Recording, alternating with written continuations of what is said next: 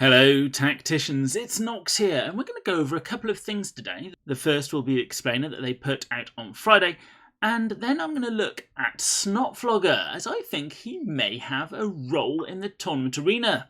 But before we get into that, I just want to say my usual thank yous, and today they go to Mech Raider, Berserker6, D7WZ, Swoosh, and Player7202. All of you have used my friend code, and it is very much appreciated, as it really does help me out. Such like getting Rask here, who at the moment is only at uncommon, but I'm hoping I might get him to rare for the tournament arena. But anyway, let's have a look at the explainer first. Here they're talking about the possibility of guild members getting no character kill war credits in the guild war. However, in reading through this, they seem to be very focused on when 15 of the players do get rewards and the other 15 don't, and hopefully that's just what they're putting across here, and they are actually looking at the other cases where you could get 25 to 29 of the players getting the majority of the points, and the last couple of players who haven't logged on because of time zone differences haven't had that chance whatsoever, which I think is the more likely case to happen, and I wouldn't want to happen to any of you out there. Quite rightly though, they are saying the 15-15 split will be very unlikely. I completely agree with them. I don't think the 15-15 split will happen very often. And they're saying we've got the tools in our hands to be able to tackle people who use all their attacks to deny other people their credits by kicking people from the guild. And yes, whilst that is an option, it'd be better if it wasn't needed to pull that particular trigger. But they do agree it is a mathematical possibility, and they've already got plans on the boil to prevent it, because if it happens only once, and that guild has a bad experience, and that is not what they want to happen. They want everyone to have fun during the guild wars. And I think that is the right attitude to take. They're going to be looking at what happens, and they're going to be making a call on how to deal with it. Now, I don't know what their plans are, so I imagine they've got a number of things which they're going to be looking at and making a choice from there. They go on to say, this one's going to go ahead as planned. I wouldn't be surprised if the next one is also the same as this one, so they can actually have time to look at the numbers to see if there is an actual problem, and then they'll start implementing changes. So my response to this is, do your best in the guild wars, enjoy it for what it is, and let's see how it turns out. The next section I want to look at is the Orc rework for 1.17. And unfortunately, the next Orc is probably not going to be ready. So we need to start looking at May's release for the next Orc.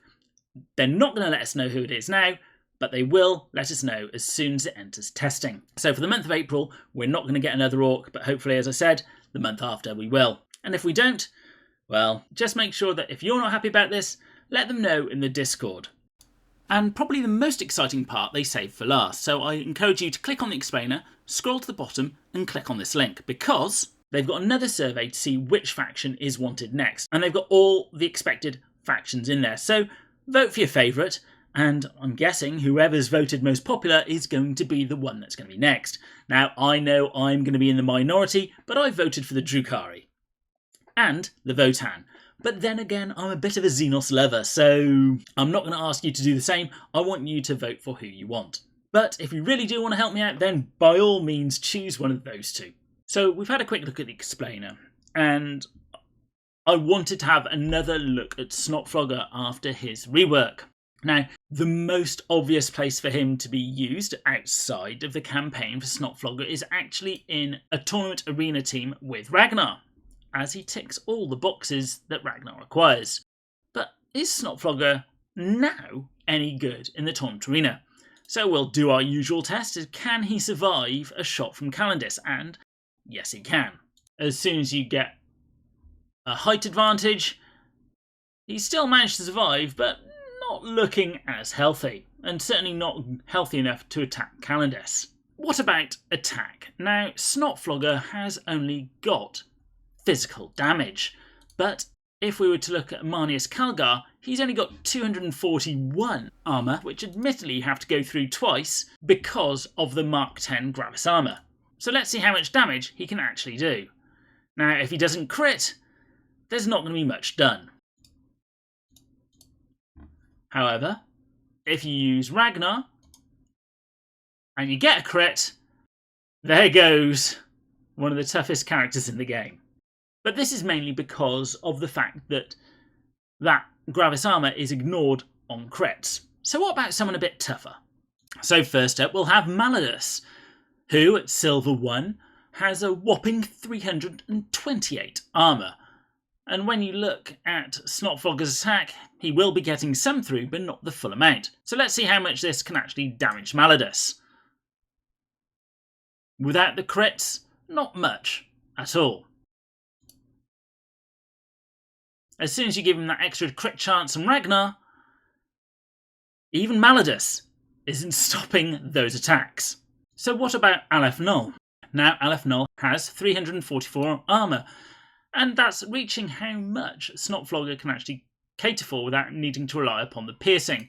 So if we move in and attack, not much to write home about, although he does do about half the damage. So that's actually quite good overall, considering it is only a physical piercing ratio. And then if we use Ragnar's Warhowl, we'll do the same thing, and he just kills Aleph Null in one hit. I'm going to go and say something rather controversial here.